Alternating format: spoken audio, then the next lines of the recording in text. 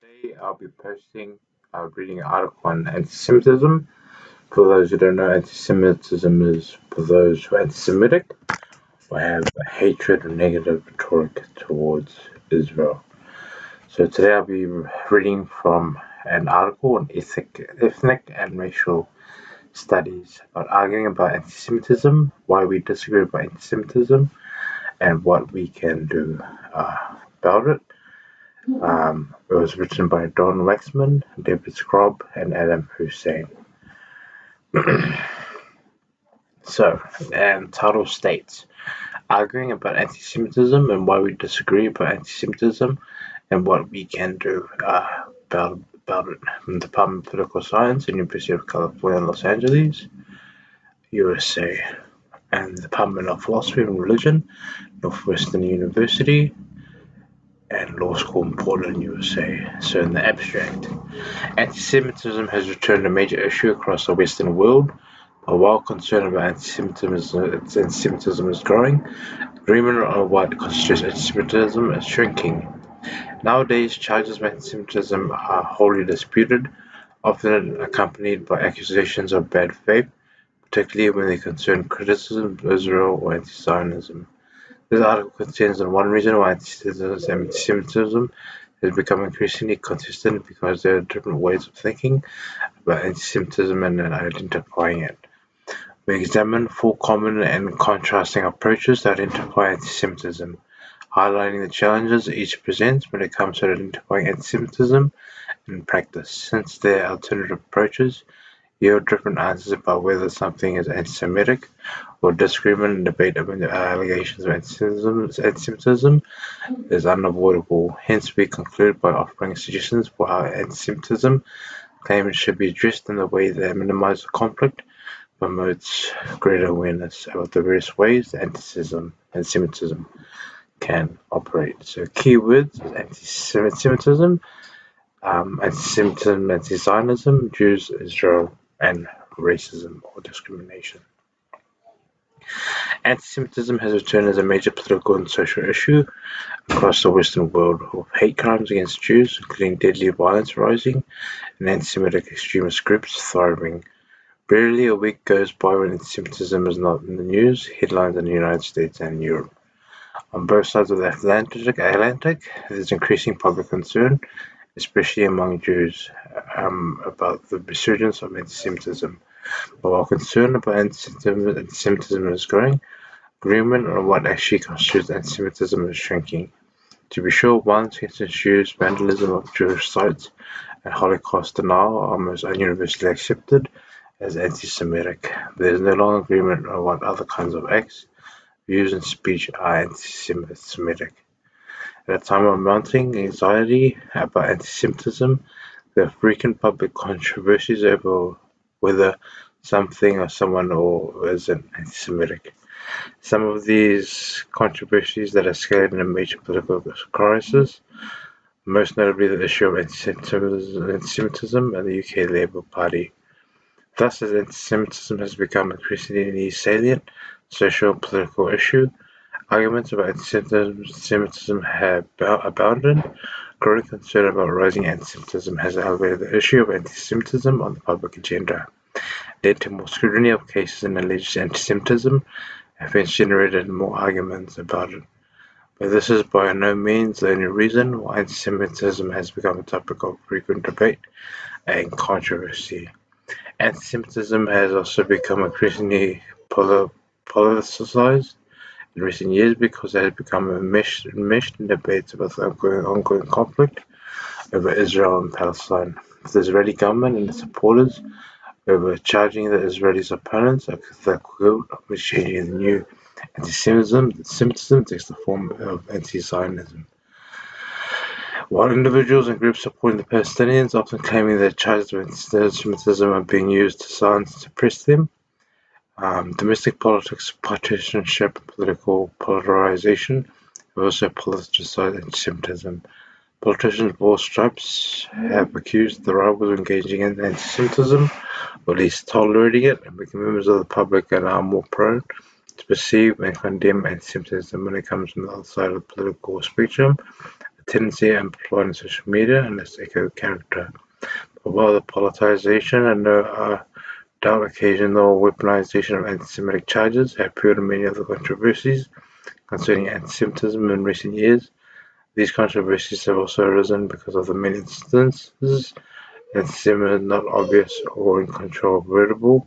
In other words, antisemitism has become continuous, not only because charges of antisemitism have sometimes been deliberately deployed for political gain, or because many people in the left only see antisemitism on the right, and vice versa. It is also because antisemitism today is not always easy to identify or even define. There is no single easy way to define the detect antisemitism. Respond to antisemitism is inevitable, complicated, and continuous. While some cases of antisemitism are clear-cut, many are not, and antisemitism like racism is not always easy to spot. In the article, we argue that identifying antisemitism can be difficult and often continuous because there are different ways of thinking about antisemitism, and those different approaches can yield different conclusions about whether someone is antisemitic or not. However, even the same approach of thinking about antisemitism can be applied in different ways and result in very different conclusions regarding any particular phenomenon. Rhetoric arguments or statements are anti-Semitic, or ensure people can disagree in good faith over whether or not something is anti-Semitic. While this may seem constraintly obvious, it is an important observation to make precisely because bad source of the discourse about antisemitism is allegations of bad faith. The belief that anti-Semitic allegations are internally maliciously weaponized in service of ulterior agendas, or cavalierly dismissed in order to show favored political programs. The need for more robust understanding of anti-Semitism has become apparent in heated debates over various anti-Semitic definitions. These include the working definition of anti-Semitism promulgated by International Holocaust Remembrance Alliance (IHRA) in 2016, and more recent alternatives like the Jerusalem Declaration on Anti-Semitism and Nexus Anti-Semitism document, which is the IHRA. Jerusalem Declaration, much of the debate of which is defined as preferably, has tracked larger debates over, for example, whether in what case anti-Zionism criticism of Israel is anti-Semitic. The debates have remained largely intractable, in part because of the failure to recognize the plurality of active, reasonable understanding of meaning of anti-Semitism. A more robust taxonomy in different ways potential modes of understanding anti-Semitism may not eliminate this disagreement, but can also reduce tensions by eliminating circumstances where real disputes is not reducible to simple partisan. And to continue, in the next section we'll explain why antisemitism within the left or right can be hard to spot. Following this, we can outline different approaches to thinking. I'll just scroll down to the conclusion. I'll end it there. That's quite a lengthy article to read. And to conclude, in the conclusion, talking about anti-Semitism under contested frames. So where does all this leave us? Hopefully the exploration of different criteria for assessing whether particular phenomena, rhetoric, arguments, statements are or are not anti-Semitic has at least made clearer that there's different paradigms, although for something that might be anti-Semitic, as well as what it takes for something to be anti-Semitic in one of these ways. But the broader takeaway is that the anti-Semitic can be conceived in various ways, and will therefore inevitable, but consistent identifying anti-Semitic can be difficult. So the approach to identifying anti-Semitic is perfect, applying an approach on practicing can be tricky. We focus on motives, as many people do. We will often ignore motives and focus on effects and outcomes. We may still disagree about what outcomes effects sufficient harmful to Jews can be classified as anti-Semitic. And instead of motives and outcomes, we focus on anti-Semitic discourse. Certain words, phrases, tropes, and symbols, etc. We might end up making it difficult to any public discourse about Jews, since anti-Semitic ways of thinking are deeply rooted in the culture.